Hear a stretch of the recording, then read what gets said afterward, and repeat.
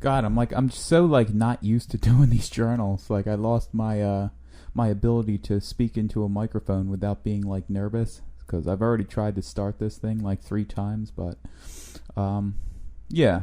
But anyway, yeah, it's been like I think the last one was like March 30th. That's the date I'm remembering in my head. Yeah, where I mostly was talking about the coronavirus or whatever. Yeah, so because I wrote a bunch of like journal topics that I wanted to talk about.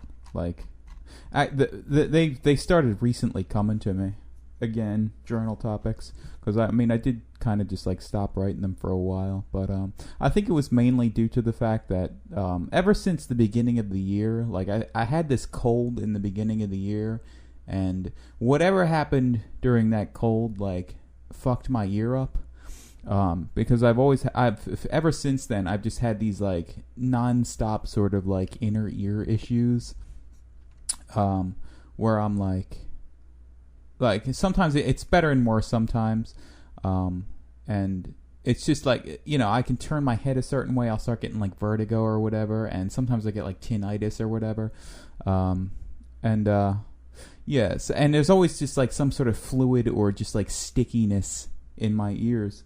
And so recently, the thing is that it's sort of like subtly, like makes you feel like shit. Like there's just these subtle sort of things that it does to your mood, like, and it's a weird thing too, because you wouldn't expect it to come from your inner ear, but like when I lay down sometimes, and I've said this before, like when I lay down, like it'll screw with my emotions. Like I'll just start getting like really angry for no reason, and I'll have to remind myself, oh wait, that's coming from the problem in my ear, because it does something to like my nervous system. Anyway, long story, because I've told this a million times on this journal, but what I did recently, and that's probably right, because it just sort of like hinders how I feel. But recently I had the brilliant idea of getting this probiotic off of Amazon called El Sakai, because it's supposed to be really good for your sinuses or whatever. Like I looked into it, I did all like this research and stuff, and so I got this probiotic off of Amazon. It was $40 too, so it wasn't cheap. And it came, and I used it, and it seemed to work pretty well for a couple of days. Like it seemed to clear up my sinuses, but it didn't clear up the like just the gunk or whatever is in my ear. And so I had the brilliant idea to put it in some like put the probiotic in some water, and like at the probiotic they tell you to like put it in a swab and like swab the inside of your nose with it. It's not like an oral probiotic that you just take. Yeah, but I mixed it with some water, put it in a spoon, and then like dumped the water into my ear, and then did what's called the Valsalva maneuver, where you pinch your nose and sort of like blow, so it creates pressure to get into your middle ear to like open up your eustachian tube. And the hope with that was that it would push the probiotic directly into my middle ear, which is where the infection is. It would push it directly into there. And that's what I did, because I could hear it squishing around in there. And not an hour after that, I had the worst earache I've ever had in my life. Like it felt like a toothache, like in my ear. It was just really bad. Like I had to go out and sort of like drive for like an hour to like get my mind off of it. This was like 2 weeks, maybe like 2 weeks ago probably. But it subsided after like an hour or two. But then I couldn't hear, and my ear was like ringing really badly, and so I was just like a couple of days went by, and I was thinking, okay, it'll clear up, because I've had that happen to me before, where like I had like the gunk or whatever the hell has been in my middle ear since I was like 15 years old. I'm not exaggerating that, by the way. Like that's legitimately, it's been in that's been screwed up for so long in there. Yeah, so since it waited for a while for it to calm down, because it's happened to me before. Like you get, so it's called conductive hearing loss, where like the eardrum, or like the structures, like the bony structures, like the malleus and the stapes. Like, the fluid gets in your middle ear and it can't conduct the sound waves going into your inner ear. So I figured, that'll probably clear up after a couple of days. And so, it did, and it is still clearing up. But I noticed after it cleared up that it was the weirdest thing, and it was a pretty scary thing too. After it cleared up enough in my ear so that I could start hearing out of it again, I noticed that everything coming into my left ear was a half step up. Like if I listened to music in my left ear, it would be a half step up from what it is in my right ear. And so if I would listen to music in like headphones, it would create sort of like this weird dissonance where like the music had no tone to it, and I was like, oh, holy shit, did I just permanently screw myself here with this probiotic? And so, in a frenzy, I like went online and like looked up what the hell that could be, and it's something called Diplacusis. No, I forget the exact. It's like Diplacusis. Diplacusis, I think, is the term for it. It's where because in your cochlea, it's some sort of inflammation of the cochlea or something, and it could happen after like an infection, or like if you listen to like a really like a loud sound. Like there's stories on there of people's comments like they listened to a loud explosion and they had the same sort of thing happen to them. Apparently there's like hair cells in your ear or something that are really delicate, and sometimes they get inflamed, and so it goes away. Like so, it can be permanent. Like if you have, there's something called sudden sensorineural hearing loss, where your inner ear just like fucking craps out for whatever reason. And so I was like, oh god, I didn't have that. I hope, but I don't think I had that because it was obviously a middle ear infection which caused that. So and where I am now, like I can still sort of faintly hear that half step up pitch. It's actually, the pitch has gone down strangely. Like it hasn't gradually disappeared. It's the pitch is like it's slowly sloping back to normal. Instead of, well, it's both sloping back to normal and gradually fading away, which is encouraging. But yeah, so that was kind of fucking that was kind of scary. But so where I am now is I can hear again. I have maybe 70% of my hearing back in my left ear, which is good. And that's mostly due to, it's like I said, there's still probably like residual gunk in there that's causing some sort of hearing loss, but it's coming back slowly, so happy about that. I was scared there for a couple of days that I might have permanently fucked myself up. And also I think it remains to be seen whether or not that probiotic actually did what it was supposed to do, because the hope there was that it was going to go in and like kill whatever shit was. It's supposed to be really good for your inner ear. So but when my ear clears up, maybe it'll be better. So we'll see. But that's what happened recently with me. So I'm happy that I'm mostly happy that my hearing's coming back. And so yeah, so that's cool. And so yeah, I wrote down a bunch of journal topics like over the course of probably the last 3 weeks or so. So I'm just going to start talking about them. The first thing I was writing about was just like the situation with the coronavirus right now. Like people are talking about it being like a second, like they were talking about like, oh, this is a second wave. But like, I mean, I just don't think that that's true. I think what's more likely is that, because I mean, if you look at where the so-called second wave is happening, like it's in populated warm climates. Like if you look at like the United States, like it's Texas, Florida, which just so happen to be like top 5 population states. So, and if you look on like a global level too, like you can see the same sort of pattern.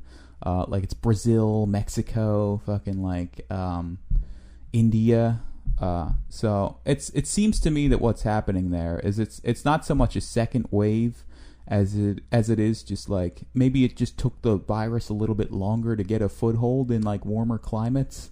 But I mean, you look at like the Northeast United States and like Italy and like South Korea and all these other places that supposedly got hit hard or whatever.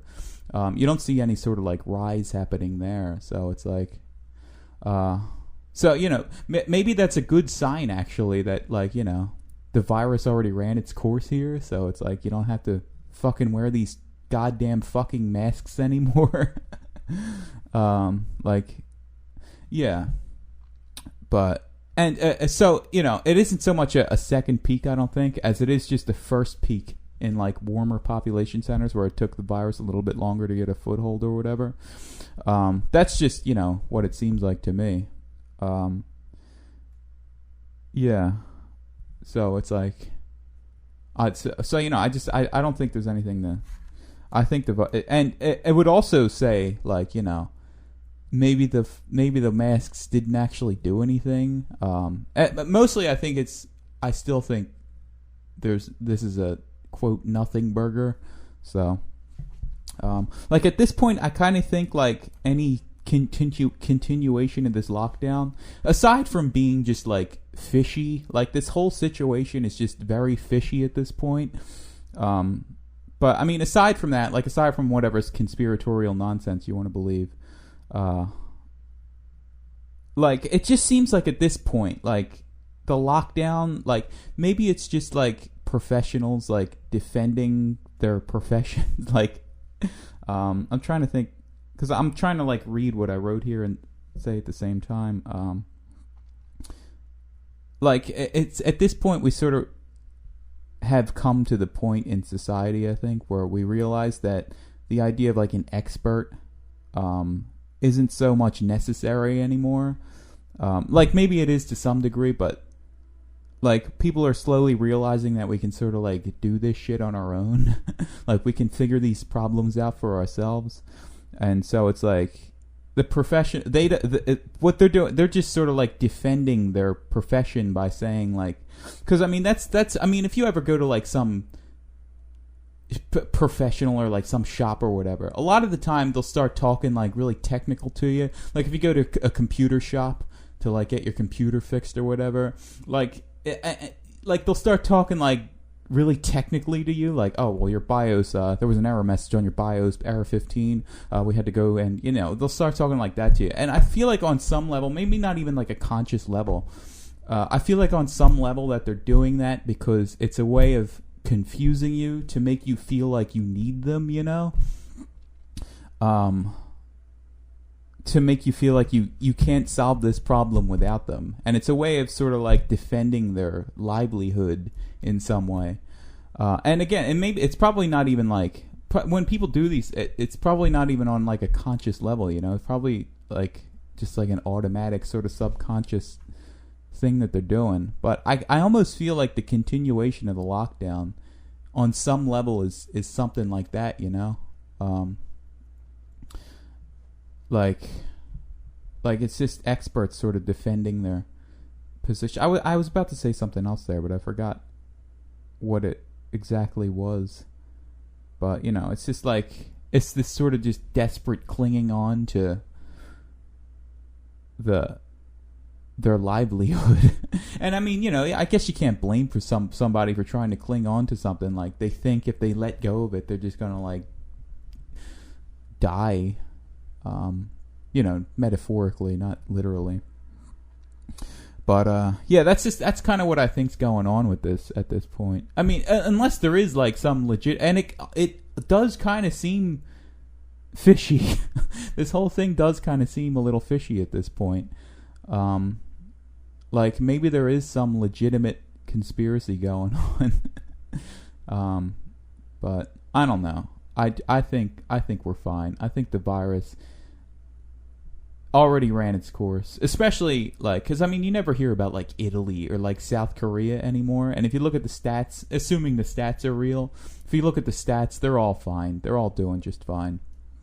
Like there isn't any like quote second wave. So I think what's happening again is just that the virus took a longer time to get a foothold in the warmer population centers, both in the United States, and if you zoom out, like on the world scale. So that's just what I think's going on with that.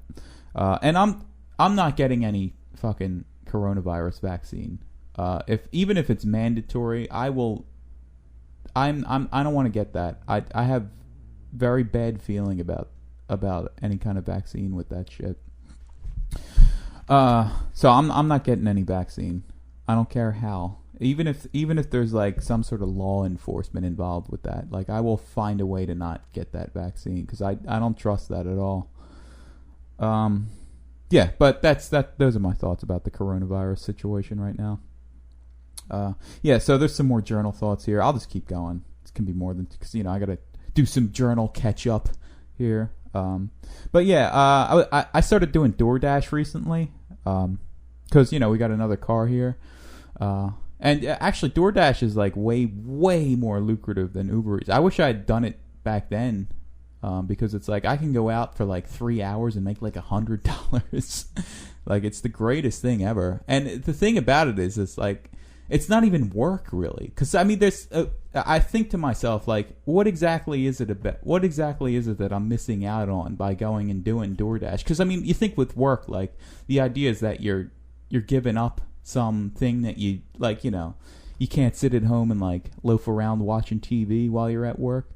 But the thing with DoorDash is that I can do exactly what I do most of the time while I'm doing DoorDash, which is just like listen to podcasts. Because I do that normally. Like I'll just lay in bed and like listen to podcasts.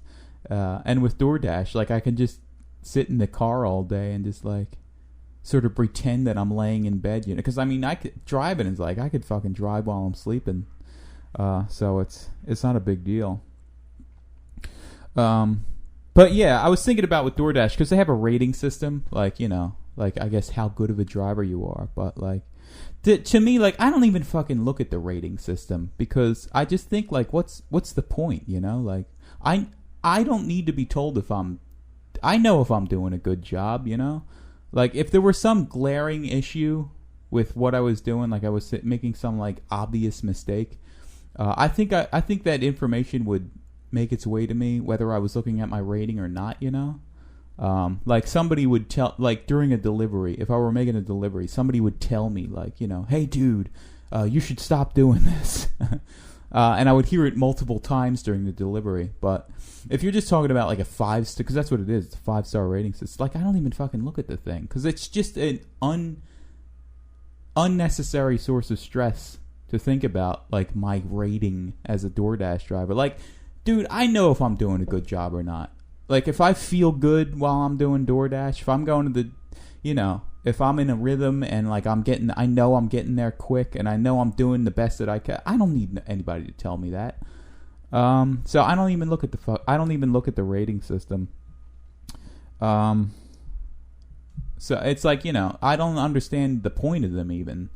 So like if somebody's giving me a bad rating, like I'm sorry, dude, like it's not going to get to me. Like if I'm making some mistake, you need to tell me. But I don't think I'm making any like glaring mistake because that information would make it to me if it needed to. So that was one of the topics on here. The next topic was, and I've thought about this for a while. Like I've kind of had this hunch, like, am I related to Mac DeMarco? Like I've kind of had, like, I kind of almost feel like he could be some long lost cousin or something. And I mean that legitimately. And the funny thing about that is that my grandmother on my dad's side, her maiden name is DeMarco. So it's like I kind of wonder, like, there's got to be some. And the thing is, it's like the way that he moves and just like his physiology, like his face. Like there's very similar features between. There's something about the way he moves that looks very familiar. Like in the video for, what is that fucking song called? I can't remember the name of the song. But what Mom don't know has taken its toll on me. That song. Like there's this part where he's sort of like running up the steps to like his friend's apartment where he gives him the cigarette that he dipped in bleach or whatever. There's something about the way he's moving in that just looks like a way that I could have moved, or even that my brother could have moved, like this. And the thing, he has like this a gap in his tooth that my brother has, and I just like I kind of wonder if he's of relation, like if I just feel intuitively like I might be related to him in some way. Yeah, so that was that topic. The next topic was like I kind of wonder, and this is kind of inconsequential, but I kind of wonder like how the fact that they're not going to may or may not play the games in the NFL with people in the stands anymore. Like, I wonder how that's going to affect the performance of the players, and if it does affect the performance of the players, like what could the implications of that be? Like, because they always say that the players feed off of the energy of the crowd, so I don't know. I'm just thinking out loud. Maybe I'll save some of these other topics for another journal, because I got a bunch of them here. So that's this journal, 21-minute journal. So I'll see you next time. Goodbye.